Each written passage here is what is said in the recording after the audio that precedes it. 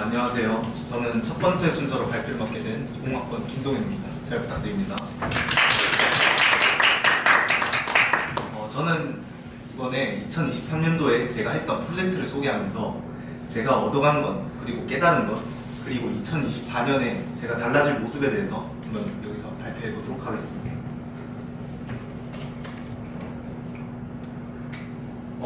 지금 이게 키노트로 해서 여기서 글씨가 좀 깨지는 게 있는데요. 감안하시고 지켜봐 주시면 감사하겠습니다. 일단은 먼저 발표 순서는 메가브레인에 들어오기까지의 과정, 그리고 지금까지 했던 프로젝트, 그리고 내년 목표, 이렇게 세 개로 이루어져 있고요. 자, 그럼 첫 번째로 메가브레인에 들어오기까지의 과정을 간략하게 말씀드리겠습니다. 일단은 이 얘기를 꼭 빼놓을 수가 없는데요. 저는 드론 IoT 시뮬레이션 학과에서 전과를 해온 사람이고요. 전과하게 된 계기는 2020년 이제 평화로운 이제 코로나로 인해서 인제사이버대학교에 다니던 그때 이제 21년도 신입생 모집 이제 현황이 홈페이지에 올라와서 딱 보고 있었는데 저희 학과가 없는 거예요. 그래가지고 이거 군대 가면 큰일 나겠다. 이거 어떻게 하지? 그래서 바로 저희 학과가 없어졌습니다. 그래서 바로 그냥 탈출 버튼 눌러가지고 전과를 선택하게 되었고요. 그래서 그냥 비슷한 과 단대에 있는 학과라 가지고 컴공을 선택했던 것 같습니다. 자, 그러면 컴공에 넘어왔으니까 컴공에서 이제 공부를 하게 됐을 텐데 그 이후에 입대까지 한번 말씀드리겠습니다. 다음 학년이 됐는데요. 2021년에 저는 컴퓨터공학부 2학년 수업을 듣게 되었는데요. 이때 이제 마스크 쓰고 대면 수업을 하게 됐는데 첫날에 보통 교수님들이 OT만 하고 수업을 안 하시더라고요. 그래서 무난하게 컴공에서도 이제 그냥 그저 그런 학점 받고 그냥 뭐 지낼 줄 알았습니다. 근데 아니더라고요. 여기서 군 입대를 결심하게 된 큰 계기가 생기는데요. 바로 첫날 박세명 교수님 씨뿔뿔 수업입니다. 박세명 교수님은 OT 없이 바로 그냥 진도를 쫙 빼버리시더라고요. 그 중에서 저는 엄청나게 어려운 문제랑 맞닥뜨리게 됐습니다. 바로 이 문제입니다. 여러분은 상상도 못 하시겠지만 이제 진짜 저는 이 문제를 못 풀어가지고 박세명 교수님한테 아주 그냥 옆에서 1시간 동안 혼났습니다. 그래서 이게 그때 저 상태고요. 그날 집에 돌아와가지고 제가 그 학교에서 배운 걸 점검해봤는데 저는 그 당시에 이중포문이 뭔지도 몰랐고 비주얼 스튜디오에서 씨뿔뿔 창을 실행하는 방법조차 몰랐어요.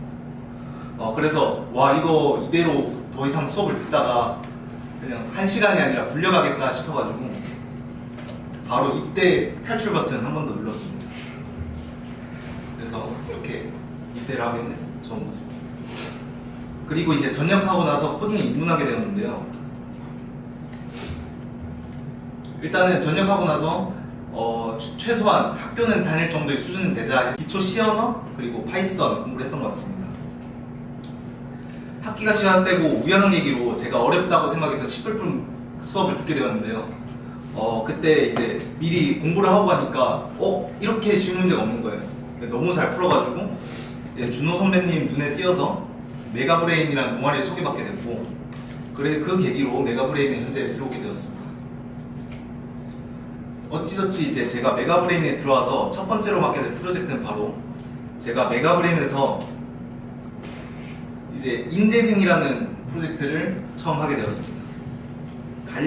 아주 간략하게 소개하자면 이제 학교 생활에 도움을 주는 일입니다. 제가 알기로는 이제 작년 해커톤 때 출발해서 현재는 임채성이 프로젝트를 진행하고 있는 인재생이라는 프로젝트인데요. 이 앱을 간단하게 설명하자면 학식이나 이제 종강 시간 그리고 학생증 등등 학생들이 학교 생활을 하는데 편의를 제공해주는 앱입니다. 저는 이 프로젝트에 참여하면서 많은 것을 배웠는데요. 기본적으로 CRUD 그리고 TypeRM, TypeScript, REST.js를 통한 이 두 개를 입문했고요. 그리고 깁 컨벤션에 대해서 배웠습니다.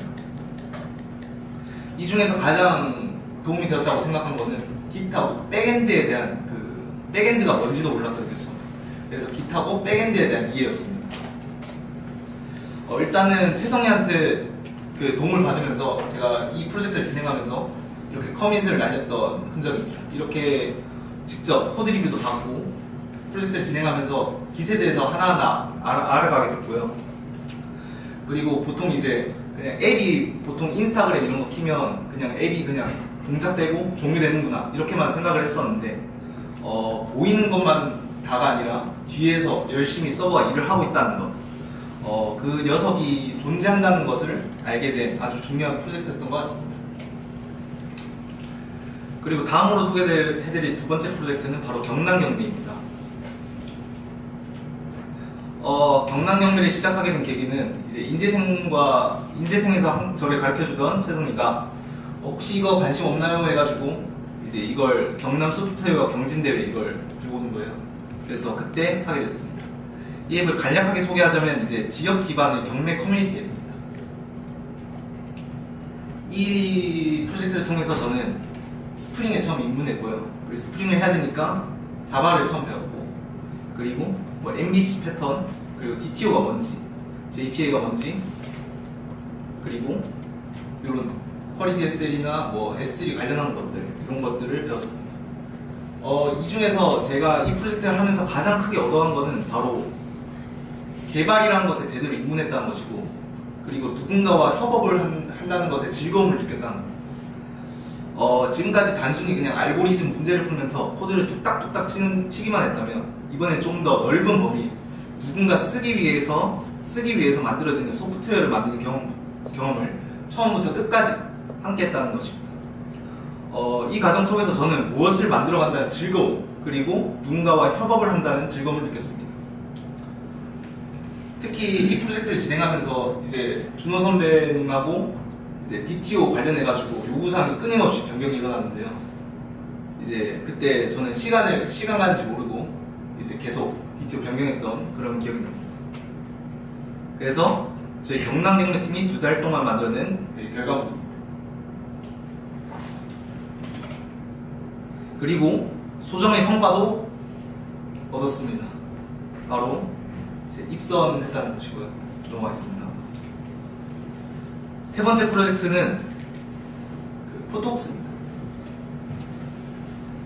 이제 포토부스와 관련된 앱이고요. 이거는 저희 동아리 전 팀장인 종웅이가 D&D에서 했던 자신과 가장 가까운 포토부스를 찾아주고 브랜드나 이름을 통해 매장 위치를 검색하고 해당 부스의 운영 시간 등을 정보를 받을 수 있는 매력적인 프로젝트였습니다. 이 프로젝트를 통해 저는 Nest.js와 다시 한번 조화하게 되었고요. 그리고 기본적인 도커 사용법 이런 것들을 배우게 되었습니다. 하지만 이 프로젝트를 겪으면서 문제가 발생했는데요. 바로 이제 제가 깨달은 거는 근거 없는 자신감은 위험하다.